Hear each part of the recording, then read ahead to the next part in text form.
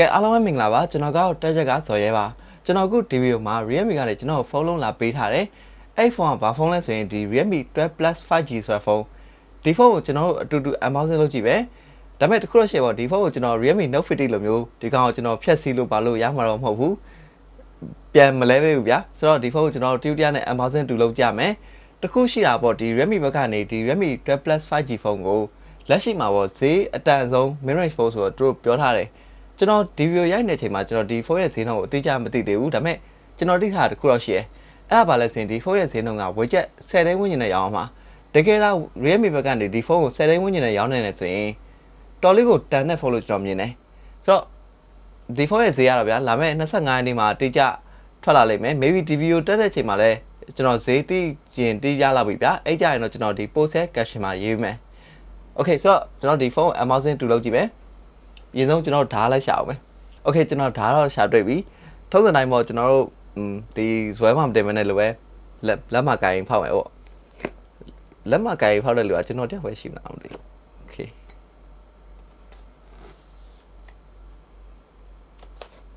ရင်ဆုံးပေါ့ဒီဘူးမှာရေးထားလေကျွန်တော်နည်းနည်းလေးပြောချင်တယ်အဲ့ဒါဘာလဲဆိုရင်အခုမြင်ရမလားတော့မသိဘူးပေါ့ Sony ရဲ့ဒီ LYD 600 OIS sensor ကိုတုံးထားတယ်ပြီးတော့ဒီကောင်က MediaTek Dimensity 7050 chipset ကပါတယ်ပြီးတော့ battery ဘက်မှာဆိုရင်ဒီကောင်က67W super fast charging ကို support လုပ်ထားတယ်ပြီးတော့ battery capacity နဲ့ဆိုရင်ဒီကောင်က5000 mAh battery ပါတယ်ပြီးတော့ 120Hz AMOLED display ကိုတုံးပေးထားတယ် AMOLED display တော်တော်တော့မိုက်တယ်ဆိုတော့ဘူးမှာရေးထားတဲ့ specs ကတော့ဒါပဲကျွန်တော်ဖုန်းပဲဖောက်ကြည့်တာပေါ့ Okayပြတော့ကဲဒီဘူးကတော့ဒီတိုင်းပဲကျွန်တော်ဒီကောင်ခဏနောက်မှထားလိုက်မယ်10 plus ပြီးတော့ထုံးစံတိုင်းဒီ realme ရဲ့ make it real ဆိုတဲ့ဟာလေးမြင်ရလိမ့်မယ်တော်တော်လေးတော့မိုက်တယ်ပါလို့ဆိုတော့အဲ့လိုမျိုးလေးဘူးကိုဖွင့်လိုက်တာနဲ့ impression တစ်ခုမြင်ရတာတော့မိုက်တယ်ပြီးတော့ကျွန်တော်ဒီ phone cover ဘာညာပါလောက်တယ်ဒီထဲမှာကျွန်တော်တို့ပြီးမှပဲပြန်ကြည့်မယ် Hey welcome to realme family မိုက်တယ်ဆိုတော့ကျွန်တော်ဒီမှာဖုန်းမြင်ရပြီထုံးစံတိုင်းမှာကျွန်တော်ဖုန်းကိုယူပြီးရင်ဖုန်းကဒီမှာဖုန်းယူပြီးခဏပေးနှပ်ထားမယ်ဘူးထဲမှာဘာပါလဲဆိုတော့ထပ်ကြည့်မယ်ဘူးထဲမှာဘာပါလဲဆိုတော့စကူတစ်ခုပါတယ်ပြီးတော့ခုနကကျွန်တော်ပြောတဲ့အတိုင်း 67W super fast charging တစ်ခုပါတယ် fast charger ပေါ့ fast charging ဖြစ်တယ်ဒီကောင်တွေကလေ USB A ကိုတောင်းနေတော့မယ်2024မှာပေါ့ USB C to C charger တော့ဖြစ်တယ်မိဒါပေမဲ့ Oppo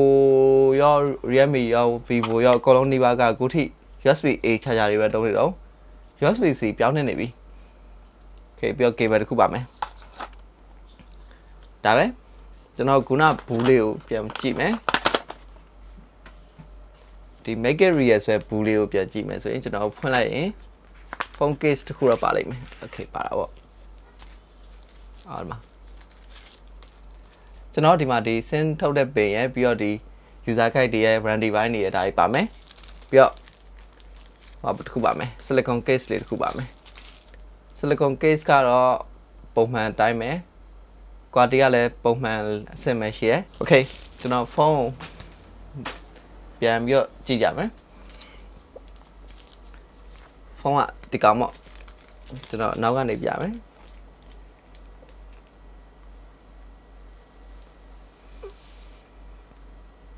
ဝါလာတယ်ကျွန်တော်ဒီဒါဘာလို့လဲတချို့လူတွေသုံးရင်လေဒီဟာမခွာဘဲနဲ့သုံးကြလဲမသိဘူးရယ်ကျွန်တော်တော့ဒါကိုကတ်ပြီးတော့ဖုန်းဘယ်တော့မှမသုံးတတ်ဘူးဘလို့မျိုးလဲမသိဘူးလို့ကို့ဖုန်းကအတစ်ဖြစ်နေလားဆိုပြီးတော့ဗျာဟိုတချို့ကြတော့ဒီကောင်မခွာတာဗျာပြန်ရောင်းရင်ဟိုဈေးရအောင်ဆိုတော့မခွာကြဘူးဒါပေမဲ့ဘာဖြစ်လဲဆိုတော့ဒီကောင်အကြာကြီးကတ်ထားပြီးတော့ဗျာတခြားပုံမှန်ဘယ်လိုပြောမလဲပုံမှန်ကျွန်တော်ဖုန်းတုံးနေပြီဗျာဒီကောင်ကိုကတ်ထားမယ်စတစ်ကာကတ်ထားပြီးတော့ဖုန်းတုံးနေမှာဆိုရင်တော်ကြာမှစတစ်ကာခွာလိုက်ရင်ဗျာဖုန်းရောင်နဲ့အဲ့ရောင်တွေကတော်တော်ကိုညီဖို့လုပ်ရတယ်အဲ့အသေးတက်နေလို့ပြောအဲ့ alcohol brush တွေပိုင်းနဲ့အကုန်လုံးတိုက်တာဖြစ်အဲ့လိုလုပ်ရတယ်ကျွန်တော်တော့အများအားဖုန်းရရင်တော့ခွာပြီးတုံးတယ် maybe ကျွန်တော် personal habit ပဲဖြစ်မှာပေါ့ okay ဒါတော့ realme 12 plus 5G ဖုန်းမှာတော်တော်လေးတော့လှတယ် realme ဘက်ကပြောထားဆိုရင်ဒီကောင်လုံးဝ luxury watch တွေရဲ့ design ကိုနည်းနည်း inspire ယူထားတယ်တကယ်လဲဗျာဒီ camera range ဒီနေရာက တကယ်ဘယ်လိုပြောမလဲနိုင်နဲ့တော်တော်လေးကိုတူတယ်နိုင်တိုင်ခွက်နဲ့တော်တော်တူပါတယ်ဒီဘက်ကကျွန်တော်ဒီကင်မရာရင်းနေရာတွေကမြင်ရလားမသိမိုက်တယ်ပြီးတော့ပေါ့ကျွန်တော်တို့ဒီအလဲမှာအဲ့လိုလေးအစင်းကြောင်းကြီးထည့်တာတော့တိတ်ပြီးတော့မကြိုက်ချင်တော့ဘူးဒီတိုင်းမပိုင်ပုံမိုက်မယ်ပြီးတော့ဘေးပေါင်နေဒီကောင် metal frame လားတော့မပြောတတ်ဘူးရယ်ဘေးပေါင်တွေကလုံးဝပြောင်းလက်ပြီးတော့ flat လုံးဝဖြစ်တယ်ဒါပေမဲ့ flat ဖြစ်ရင်ဒီကောင်ကဂိုင်းလို့တော့ကောင်းတယ်လုံးဝလက်နဲ့ကျွန်တော်လက်ထဲမှာ frame ကလုံးဝ shiny ဖြစ်နေအဲ့ဒါကြာရင်တော့ဘလို့နေလဲမသိဘူးခုလို့စေဖုန်းတစ်ကတော့လုံးဝဂိုင်းလိုက်တာနဲ့ဒီဘောင်တွေက shiny ရင်းဖြစ်တာတော့မိုက်တယ်โอเคကျွန်တော်တို့ဘာရှိမလဲဆိုတော့အပေါ်မှာ IR blaster လေးတစ်ခုရှိရယ်ပြီးတော့အဲ့ဒါ headphone jack လားကျွန်တော် headphone jack ကိုပုံမှာထည့်ပေးထားတယ်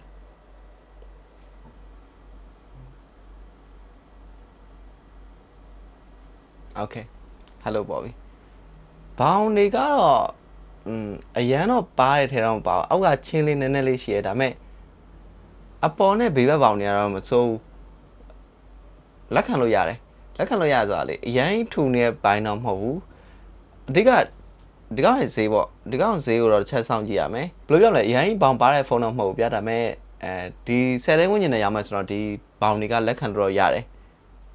ဈေးပဲအဓိကဈေးပဲဒါနဲ့ပေါ့ကျွန်တော်တခုပြောချင်တာရှိရဲကျွန်တော်ဒီဖုန်းတစ်ဝယ်လို့ကိုကဖုန်းကိုစပြီးဆက်လုပ်မယ်ဆိုရင်အခုလိုမျိုးရွေးရတဲ့နေရာမှာဘယ်တော့မှဒီ Zoji ကိုမြေးရနေတော့ကျွန်တော် Unicode ပဲကူးချင်စပြီးတော့ပြောင်းလို့ရမယ် Unicode ကအများကြီးပို့ဆင်ပြီးရဆိုတော့ Unicode ကိုပဲကျွန်တော်တို့စပြီးသုံးရမယ် Zoji ပါရဆိုတော့မှရွေးလို့ရတယ်ဆိုတော့မှမြေးပါနဲ့ Unicode ပဲသုံးပါဒီကောင်က flat ဖြစ်မယ်လေ flat ဖြစ်မယ်ဒီကောင်ကweight နည်းနည်းပေါ်တယ်အရင်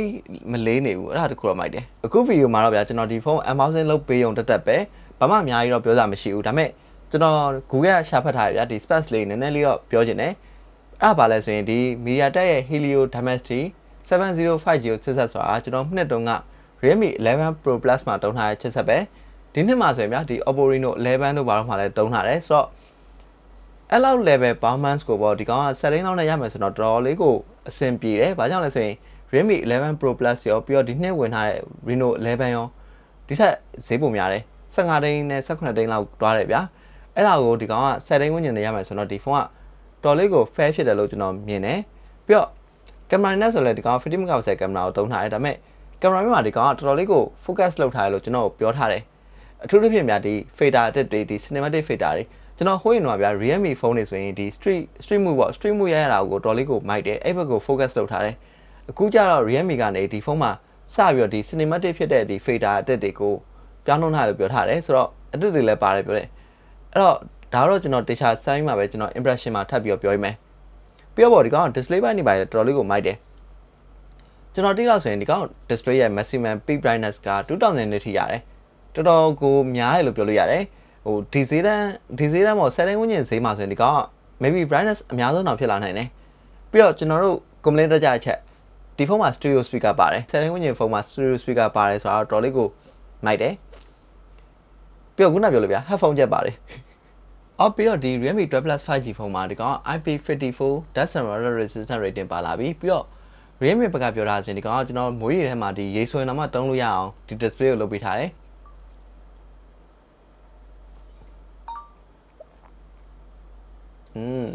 okay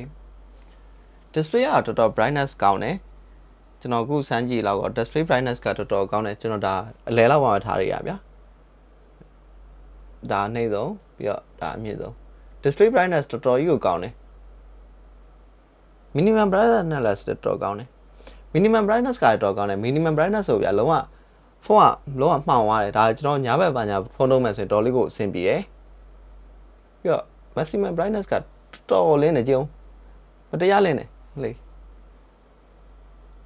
ကျွန်တော်10သိန်းဝန်းကျင်ဖုန်းပါဗျာဒီလောက် brightness ကောင်းတဲ့ဖုန်းတွေကမိုက်တယ်ကြည့် fail လိုက်လို့လေ10သိန်းဝန်းကျင်ဖုန်းပါဗျာဒီကောင် brightness ကတော်ကိုမိုက်တယ်2000နဲ့ဆိုတာတကယ်ဖြစ်လာနိုင်တယ်ပေါ့ပြန်ချလိုက်မယ်ပြန်ချလိုက်တာမှလင်းနေတော့ okay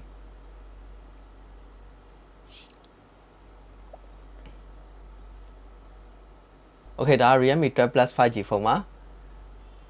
display ကတော့တော်တော်လေးကို bright ဖြစ်တယ်အဲ့ဒါတော့ first impression ပေါ့ပြီးတော့ဒီကောင်က RAM 12GB ပါမယ်ပြီးတော့ storage ကလည်း 256GB ပါမယ်မစိုးတော်တော်မစိုး RAM 12GB ပါပြီးတော့ဒီ storage 256GB ကို10သိန်းဝန်းကျင်နဲ့ရောင်းနိုင်မယ်ဆိုရင်တော့တော်တော်မိုက်တယ်ဆိုတော့ realme ကတော့ဗျာဒီဖုန်းကိုပေးရစီနဲ့အတန်ဆုံး mid range ဖုန်းဆိုတော့ပြောထားတယ်တကယ်ဖြစ်မလားမဖြစ်မလားတော့ကျွန်တော် impression မှာဆက်ပြောတော့မယ်အခုပြီးတော့လောက်ပဲတော်တော်လေးကိုမိုက်တယ်ဗျာတော်တော်မိုက်တယ်